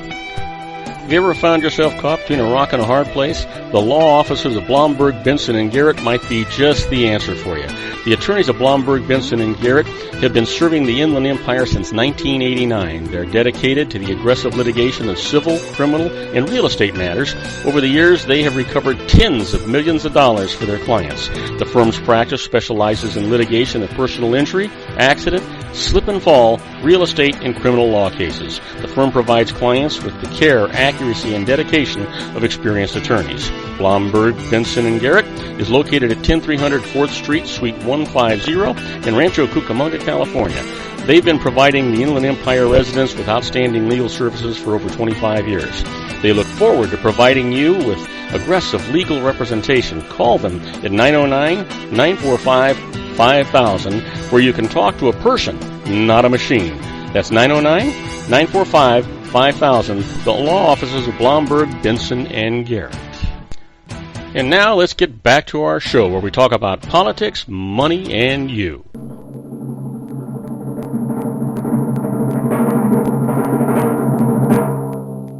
And I am Robert Cardoza. You're listening to Robert Cardoza live on the street at the intersection of business and politics. We're at 4:41 p.m. Pacific time. It's still 98 degrees here in the heart of the Inland Empire in sunny Southern California. And if you're listening to us on our global network and you're in Auckland, New Zealand, it's 57 degrees with light rain showers. If you're in Hong Kong, it is 79 degrees and it is clear. But right now, we're going to have my co-host, my genius grandson, Joey, talk to us about the Harvard Business Tip of the Day. What is the tip today, Joe? Well, the Harvard Business Tip for today is to make sure your next big meeting actually accomplishes something. How many times have you walked out of a theoretically important meeting and thought, what did we accomplish? More often than not, the problem isn't with what did or didn't happen at the meeting. Nothing got done because the meeting's goals were never firmly established. Whether it's a 15-person executive team meeting or a 150-person leadership conference, the first step when planning an important meeting should be to draft an initial set of goals based on the answers to these two questions. What do you want to have debated, decided, or discovered at the end of this session that you and the team haven't already debated, decided, or discovered? And the second, what do you want attendees to say when their team members ask, what happened at the meeting? Answering both questions will give you a high-level understanding of what the meeting needs to accomplish. Well, that was really a good tip, Joe. So let's move on a little more with some good information. Let's talk about the secret daily teaching for your life, which is all about a positive mental attitude. Absolutely. You know what? You're in total control of whether you're going to be happy or sad, rich or poor, a success or a failure. It all depends on what happens when you get up in the morning and you look in the mirror and you say, hey, you know what? I'm going to have a fantastic, productive, profitable day today. Or, you know what? God, this is going to be horrible. You decide what's going to happen in your life. It's all about that positive mental attitude. Make sure that light at the end of the tunnel is not an oncoming train. Joe, what is the teaching for today? Or if the light at the end of the tunnel has not been switched off. Yeah. The easiest way to transform every aspect of your life on the outside is to dedicate yourself to feeling more and more gratitude every day within you. Whenever you think of it, feel deep feelings of gratitude. Intensify the feelings with the love in your heart, and through the law of attraction, your life will be transformed into the beauty that you have become on the inside. Now that is profound. Well, Joey, today is Friday. It's July the 29th, and it is somebody's birthday.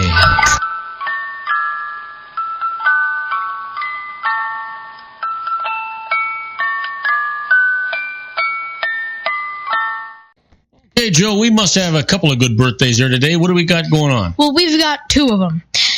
The first one was a person born in 1953, a singer, songwriter, and guitarist, best known for being a bandmate and wife of Bruce Springsteen. The pair married in 1991 and have 3 children. Happy birthday, Patti Sciffia. I didn't. You know what? I didn't even know his wife's name. I wasn't realized. I don't know why. I guess I should have known he was married, but I didn't. This next one was a person born in 1966, a country music singer and songwriter, best known for her ballads about women and children. Happy birthday, Martina McBride. Wow. So listen, Joe. Yeah. That's big. What happened today in history, Joe? Well, we've got 4 important things that happened today in history. The first one was July 29th, 1957. The International Atomic Energy Agency is established. This next one comes from the year right after, July 29th, 1958. U.S. President Dwight D. Eisenhower signs into law the National Aeronautics and Space Act, which creates NASA. Wow. This next one comes from the year 1966. Bob Dylan is injured in a motorcycle accident near Woodstock, New York. And this next one, it comes from July 29th, 1981. The marriage of Prince Charles to Lady Diana Spencer. Oh, that, you know what? What year was that, Joe? 1981. Okay, what year were you born? 2003. Yeah, I guess you didn't see the wedding, huh? No, I didn't. No. All right, listen. Let's have some interesting but useless facts. Shouldn't we do the quote for today? That's a good idea. Let's do the quote for today. The quote for today. You know what? I'll bet it's from Benjamin Franklin. It is from Benjamin Franklin. Look, how good am I? Because you looked at it before. In general, mankind, since the improvement in cookery, eats twice as much as nature requires. I can attest to that. Yes. I can too. We both can attest to that, yes. Right? So you know, let's take a couple seconds.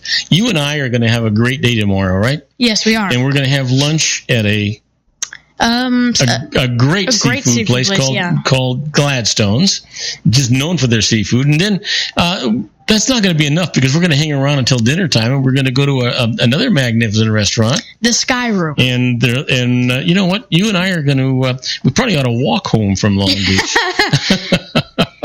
So let's do interesting but useless facts. Let's do them. The first one is zebra crossings, or pedestrian crossings, are named after the black and white stripes of zebras. Oh, because Say that again? The painted stripes when you're walking, like a pedestrian crossing, they call them zebra crossings because they're black and white paint. Oh. I never knew that before. I didn't either. Did you know every day 7% of the U.S. eats at McDonald's? So that's huge. Think about this. Yeah, that's 350 million people, right? 7. That's good Lord. That's 24 million people. Yeah, that's huge. Yeah. You like my math, Joe? Yes, I do. Okay. So this next one is weird.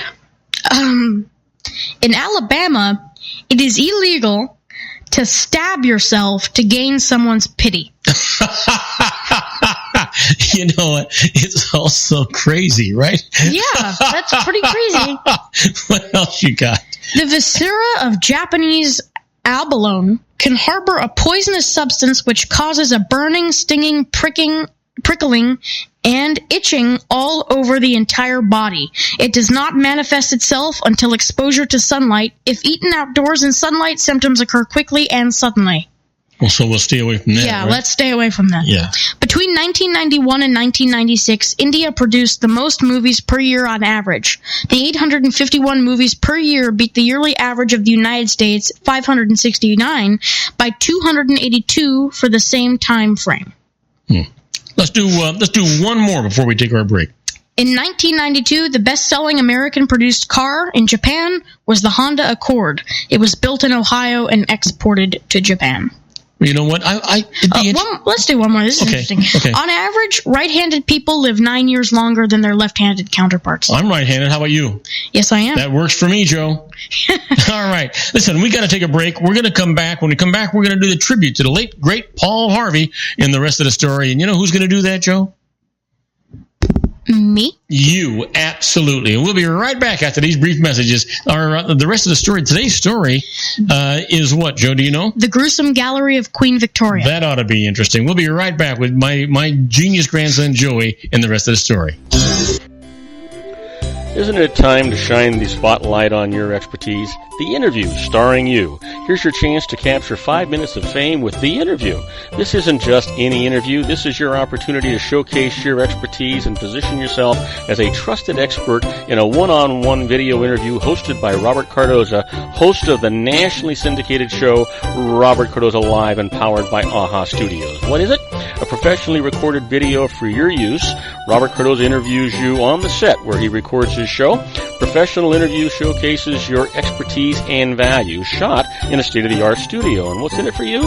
Gain credibility as an expert, earn the trust of your target market, educate in a way that intrigues your audience, gain a powerful marketing tool that offers dozens of uses, website, video sharing sites, social media, email, DVDs, direct mail, lobby video, resumes, profile building, all that kind of stuff. Association with the nationally syndicated celebrity. That's right. And let's talk about AHA Studios. AHA is a strategic marketing firm that leverages the powerful and visual persuasion to help your business create powerful messages that connect with your target market.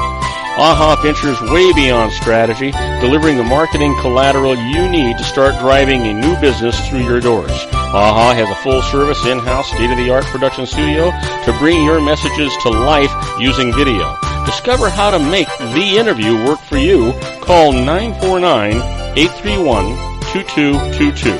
That's 949-831-2222. AHA Image Studios Incorporated.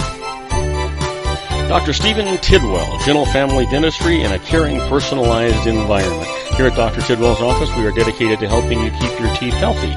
We are a state-of-the-art dental practice that still believes in traditional values, such as excellent customer service and individual attention. We have a special welcoming offer for you for just $39. A complete exam, personal consultation, professional cleaning, and all necessary x-rays. That's a $266 value for $39. Dr. Tidwell has 2 convenient locations and experienced staff to provide you with professional care and personal attention that you deserve. Call today. Don't delay. A great smile another day. Call 909-944-7308. That's 909-944-7308 for Rancho Cucamonga or San Bernardino. Joel Saltzman is Dr. Wireless. He has turned his considerable expertise into consumer credit risk and wireless security into a highly specialized independent web-based consulting enterprise targeting consumer credit risk analysis and wireless transactional security and monitoring. He works as a wireless analyst, veteran independent agent, and consumer liaison for most wireless telecom carriers and equipment manufacturers. For more than 20 years, corporate and private clients and media audiences have counted on his unvarnished advice while weighing the technology, performance, and cost differences between Sprint, Nextel, AT&T, Verizon, and T-Mobile. Joel specializes in setting up mobile wireless hotspots to be used for disaster preparedness, business continuity, and mobile wireless merchant processing solutions. Call Dr. Wireless at 310-400-4900, or go to his webpage at drwireless.com. Again, call 310-400-4900 or his webpage at drwireless.com. You'll be glad you did. And now, back to our show. And I am Robert Cardoza. You're listening to Robert Cardoza live on the street at the intersection of business and politics. We're at 4:53 p.m. Pacific time. It's still 98 degrees. That's not going anywhere. It's down from 102 degrees in sunny Southern California. And if you're listening to us on our globally syndicated network and you happen to be in Wichita, Kansas, we know where Sean's at, right? If you're in Wichita, Kansas, it's 89 degrees and scattered clouds. And if you're in Torrance, California, it's 79 degrees and clear. Probably Dr. Wireless is out surfing right now. But right now, let's get ready for the rest of the story.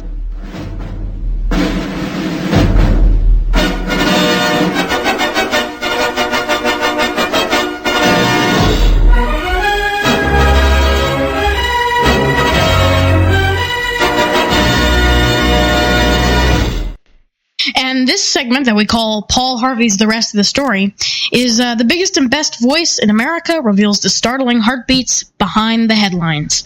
You know, Paul Harvey is one of America's favorite radio and TV commentators. He's been heard on over 775 ABC radio stations and over 400 foreign stations.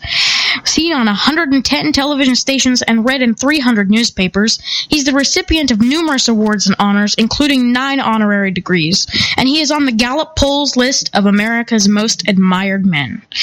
So the rest of the story for today is entitled The Gruesome Gallery of Queen Victoria. Let's get right into it, shall we? Queen Victoria was among the most popular rulers in British history. The Victorian era was named for her. She called many mansions home: Kensington, where she was born; Buckingham, where she ruled. But all of the Queen's mansions, one was by far the most curious and chilling. That was the place where she died. That was Osborne House. Osborne House, the Queen's winter home on the Isle of Wight. Only Queen Victoria visited the darkened rooms upstairs. Only she knew what besides empty silence was there. And then she died. And then the few who discovered her secret, aghast, were hesitant to say what they had found, for they had learned what you were about to learn, the rest of the story. Victoria, Queen of Great Britain, Queen of Ireland, Empress of India, the Victorian age, which included the greater part of the 1800s, was hers. It was a time of industrial expansion for England and imperial expansion for her territories. A period of sentiment and self-indulgence was over. The English people became high-minded, modest, self-righteous, enterprising. Behind it all was Victoria, their queen. She ruled for 63 years, longer than any other British monarch. She took the throne at a time when the throne itself was neither loved nor respected. But Victoria, by being herself above reproach, elevated that royal position to unprecedented heights. Perhaps the throne is there today because of her. During that eventful reign, Britain fought the Opium War in China, the Crimean War, the Boer War. There were numerous small rebellions in Canada, assorted skirmishes with the Chinese, the Abyssinians, the Afghans, the Zulus. Through it all, Victoria held her empire and her people together. During the Victorian era, the colonies in British North America and Australia were federated and became self-governing. Britain herself became a free trade country. In Ireland, the Anglican Church was disestablished and the land system was reformed. At home, Parliament passed acts improving labor conditions, making education compulsory, reforming the civil service. Above and behind and within it all was Queen Victoria. Her marriage to Prince Albert was among history's happiest marriages. Out of it grew 9 children, 4 sons and 5 daughters. Prince Consort was a student, a philanthropist, a businessman. He too was well loved, especially by his queen. In 1861, Prince Albert died. Victoria never recovered from her grief. For many years she dressed in mourning, became affectionately known as the Widow of Windsor. She never slept in a bed that did not have his picture by its side. Till the day she died, in the winter of 1901 at Osborne House. The Victorian era had passed away into night. What at last came out into the light was the secret of those darkened upstairs rooms. The rooms only she visited. But now Edward was king, Victoria's son. He ascended the stairs of that sprawling estate and threw open the doors. What he saw made him weak, turned him pale, turned him away. For what Edward the King had discovered represented a lifetime of self-torment. His mother's private collection of photographs. Hundreds of photographs of 4 generations of friends and relatives, and each of these photos had a startling similarity. For all of the hundreds of faces in the gruesome gallery of Queen Victoria were corpses, photographed at their own funerals. And now you know the rest of the story. Wow, that was really something.